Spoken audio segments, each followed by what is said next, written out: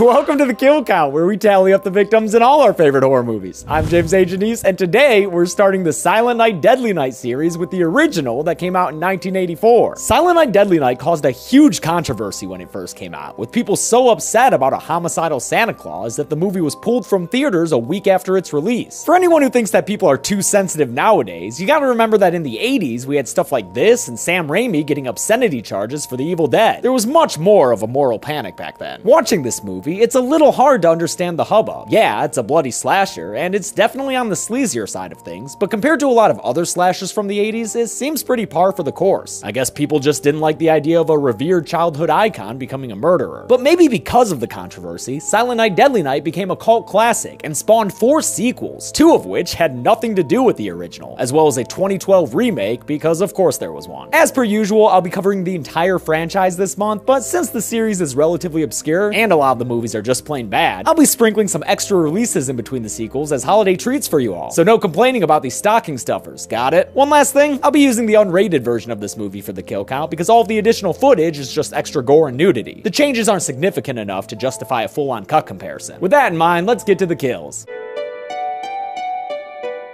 The movie begins on Christmas Eve, 1971. Little Billy Chapman is in a car with his mom Ellie, his dad Jim, and his baby brother Ricky on their way to visit Grandpapa in a, Utah mental facility. Damn, Utahns couldn't be a scotch more creative with that name. Grandpa Chapman, played by Will Hare, is catatonic and can't speak or hear anything. That is until Billy's parents needlessly leave him alone in the room to go look at Grandpa's records or some shit. That's when Grandpa springs into life like a possessed animatronic and starts spitting war on Christmas rhetoric to his grandson. Christmas Eve is the scariest damn night of the year. Grandpa tells Billy that Santa only rewards the kids who have been good all year without fault. All the other ones, all the naughty ones, he punishes. And with that traumatizing imprint on poor Billy's young psyche, Grandpa Toy Stories back into an animation just in time for Ellie and Jim to come back and pick Billy up. I'll be good from now on, I promise. Too late, you cute little bastard. Get on out of here. Elsewhere, a dude dressed as Santa Claus walks into a liquor store and holds the clerk up at gunpoint. When the clerk goes for his own firearm, the Santa robber shoots him in the chest, knocking him against a poorly placed shelf of chips. The criminal Santa sees the clerk is still alive and puts 2 more shots in him, the final one in his head, to kick off our kill count with a bang. 3 bangs. Bang, bang, bang. The Chapman family is driving home from the Utah mental facility as this movie's reoccurring Christmas song plays on the radio. Santa's watching, Santa's waiting, Christmas Eve is slowly fading. When they see a Santa with his sleigh broken down on the road up ahead, they stop to help him out, even though Billy's already pissing himself at the sight of the big bearded man. Billy's wet pants are justified when Santa pulls out a gun, causing Jim to throw the car in reverse so he can back on out of Santa Claus Lane. Santa shoots at the car and stops at mid-getaway, and Billy doesn't waste any time getting the fuck out of there and hiding behind some roadside shrubbery. Good thing you did that, Billy. Turns out Santa killed your dad, who as far as we saw was never a naughty dude at all. Yo Santa, maybe recalibrate your moral barometer. That dude seemed alright. The Santa criminal then pulls Ellie out of the car and throws her to the ground, where he sexually assaults her by ripping open her blouse, before taking out a knife and killing her with a throat slit. Later on, the kill is shown more explicitly in a flashback, so I'm including some of that footage here. It's weird to me they didn't use it in this initial scene. Billy sees all this from the side of the road, but keeps his head down as the Santa criminal yells for him. Santa must have eventually lost interest in Billy and his crying baby brother Ricky, because next thing you know, it's 3 years later, and the kids are both at St. Mary's Home for Orphan Children. See, that's a little better on the naming front. It's not like Utah State Orphanage. The newly mulleted Billy isn't developing healthily here, with his Christmas drawing violent and graphic enough to get him in trouble with Mother Superior, the stern nun in charge of the orphanage. She doesn't have any sympathy for the Billster, nor his tragic familial history, and she also dismisses another nun, Sister Margaret, who thinks that Billy may need some extra TLC after the whole, murder Santa thing. He needs help, Mother Superior. He'll get it. Yeah, he will, but maybe not the type of help you're talking about. Because right now he about to get a first-class lesson in love making when he spies through a door's cartoonish keyhole to see a sex scene shot in intimate close-ups with like softcore porn levels of caressing. As Billy gets flashbacks to when his parents were killed by the criminal Santa, Mother Superior arrives and tosses him away from the door. Then she goes inside the room and takes a freaking belt to the naked lovers. Devil! I don't know what's so satanic about some vanilla-ass missionary. It's not like they were doing a devil's triangle. She comes outside to yell at Billy, and the movie gives us a reminder that Billy's little brother is a character. Billy, what's wrong? Your brother's in that case, that's what's wrong. No, he's not! Take it back! Don't sleep on Ricky Chapman, yo. We got 2 sequels with him ahead of us. Mother Superior gives Billy your average Catholic talking to. You know, guilt and sex negativity. But when we do something naughty, we are always caught. And then we are punished. And then gives him some corporal punishment with a belt. I wonder if it's the same belt she beat those naked teenagers with. Billy obviously has a rough time during the Christmas season, and not even his knockoff plush figure of Charles Entertainment Cheese can keep him from having nightmares about the night his parents died. To quell his nighttime anxieties, Mother Superior ties him to the bed? What, is she trying to play hide the soul? Nah, more like save the soul. And she thinks the best way to win that game is through exposure therapy. William will sit on Santa Claus' lap and behave. Yeah, that's a no-brainer. Kids never misbehave on Santa's lap. When they try to force it, Billy knocks Santa's Christmas lights out and then hides in his bedroom corner with his developmental issues on full display. I didn't mean to be naughty. Don't punish me. An off-screen Mother Superior finds him, and then we freeze frame on his terrified face. Oh, okay, because we're doing a time jump. That's cool. Billy is now a strapping young 18-year-old, played by first-time actor Robert Brian Wilson, and Sister Margaret has just helped him land a job for this dude Mr. Sims as a stock boy in a toy store called Ira's Toys, which I believe was named after the movie's producer, Ira Barmack. We get an amazing montage of Billy adjusting to regular working life with the most puzzling song choice I could imagine. And I won't need no more on the one side of the door.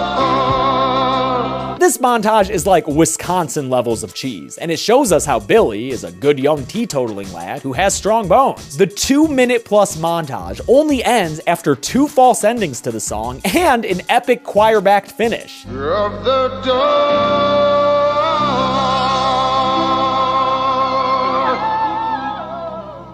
That montage alone elevates this movie from forgettable slasher to must-see cult classic. Awesome work by musician Morgan Ames, who also composed that Santa's Watching song that sounds exactly like a real Christmas song. Billy's job performance has suffered during the holiday season, as noted by an angry coworker named Andy. It'd probably help if there wasn't a store Santa constantly hanging around and giving him flashbacks. Another coworker, Pamela, is much nicer to Billy, so naturally, he has a dream of her in another softcore pornish scene that, no joke, features the fuzziest ass crack I have ever seen. I think Billy's the mayor of Dingleberry Town. Mr. Sims is told that their usual store Santa is unavailable by another employee, Mrs. Randall, who what, is she HR or something? How can this tiny local toy store afford like 1 billion employees and a constantly present Santa Claus actor? What gives? Is this what it was like before Walmart and Amazon? Anyway, the 2 of them recruit Billy to be their new store Santa, and he's fucking thrilled for the opportunity. It goes about as well as you'd expect it to. I don't bring toys to naughty children.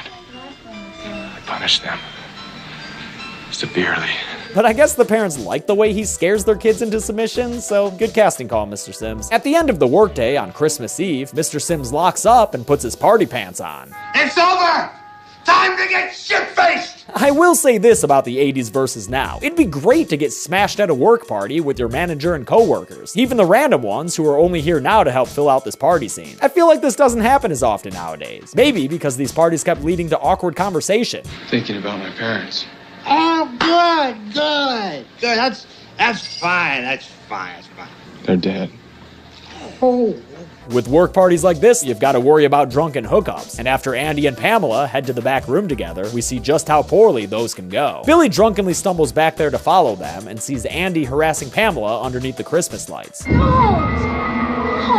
Andy gets real severe real fast, ripping open Pamela's shirt and pushing her down in an unfortunate scene that triggers traumatic flashbacks for Billy. And if you think this movie uses flashbacks a lot, just wait until the sequel. This is when Billy Chapman finally snaps, and while screaming naughty, he attacks Andy, grabs some Christmas lights, and lifts him off the ground with them wrapped around his neck. It doesn't take long for Billy to secure his first kill, murdering Andy via colorful asphyxiation. Hey, at least he doesn't leave the body hanging up after New Year's. Pamela, shocked at the violence she just saw, calls Billy a crazy bastard and lashes out at him. So in response, he grabs a box cutter and proselytizes in her face. Punishment is necessary, Pamela. He stabs her and slits her torso open. And yeah, the darker shot there is from restored unrated footage. Kind of a dick move to murder the victim in this one, Billy, but I guess you're all kinds of messed up, huh? Mr. Sims comes back to the storeroom to investigate the noises he's heard, and yep, he gets killed too, after Billy jumps out from behind a shelf with a hammer and kills the store manager with a swipe of the claw. The kill itself is off screen, but in just just a minute, Mrs. Randall will come back and find his body lying among a bunch of boxes, giving us a better look at it. Merry Christmas to us all. With the background extra store workers all apparently gone by this point, Mrs. Randall is the last to go, and Billy kills her by shooting her with an arrow that goes straight through her back. Only in the fuzzy unrated footage do you get to actually see the arrow through her body, so yeah, if you couldn't tell already, the unrated version is the only way to go with this movie. Billy clocks out and leaves all his victims' bodies behind, so later, when Sister Margaret comes to check on him, she finds them and screams with the nutcrackers.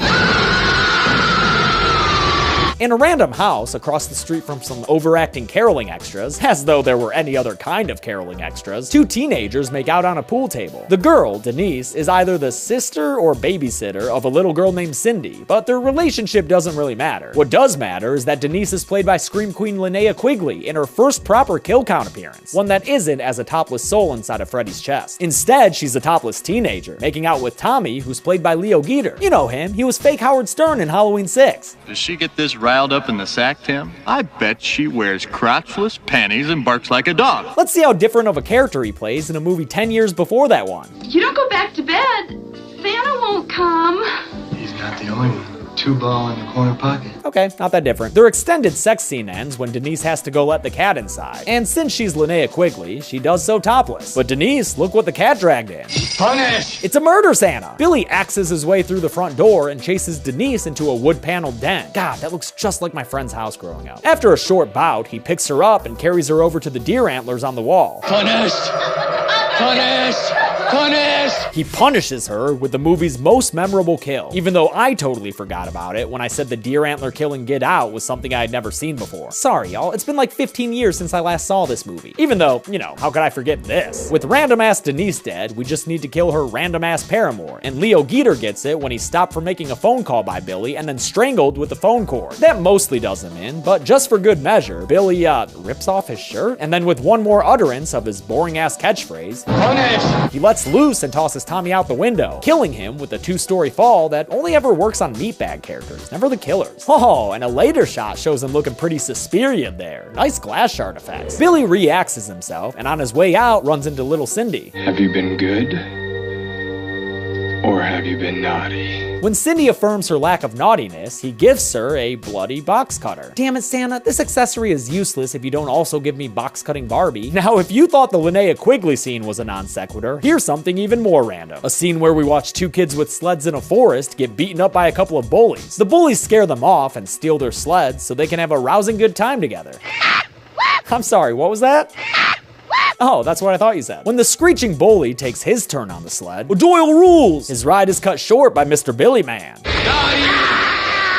Yeah, that kid gets decapitated with an axe, and his headless body slides down the slope on the sled where his screaming friend finds him. Hey dude, are you sure that's Mac? Because it's not like there's a head or anything. Oh, yep, I guess that's Mac then. Throughout all this, the cops have been scrambling for Santa Claus, causing them to invade the occasional house without a warrant and ruin the occasional childhood. Daddy. Yo, fun fact, that Daddy Claus is friggin' Don Shanks, the guy who played Michael Myers in Part 5. You know, the one all of you pointed out was still super ripped in my video interviewing the Michael Myers actors. This was 5 years before he played Mikey. Crazy, right? Sister Margaret offers to help the police and tells them that Billy is probably headed to the orphanage in which he grew up, where Mother Superior is now in a wheelchair, but still just as cranky about her orphans getting Christmas gifts. They send a cop, Officer Barnes, over to St. Mary's to check it out, and when he gets there, he does in fact find a Santa Claus crossing the street to meet a bunch of excited orphans. Chief among them, Billy's little brother Ricky, played by a third actor now. Barnes gets out of the car and opens fire on the Santa, killing him right in front of little Ricky Mark III. Only it turns out that this Santa was Father O'Brien, who was slated to be the orphanage's Santa Claus this year, and who couldn't hear the cops' warnings because he was deaf. Damn, that cop killed a priest and a Santa Claus at once? That definitely gets you on the naughty list. It at least gets him a dressing down from Mother Superior, and to apologize for his pastor side, he offers to look around the orphanage and help secure the area. He ends up checking out a, well, I thought it was a work shed, but it actually might be a bomb shelter? Let's see, 1984, that's first term Reagan Cold War era. Yeah, probably a bomb shelter. In any case, he dies when he's done exploring it. Punish!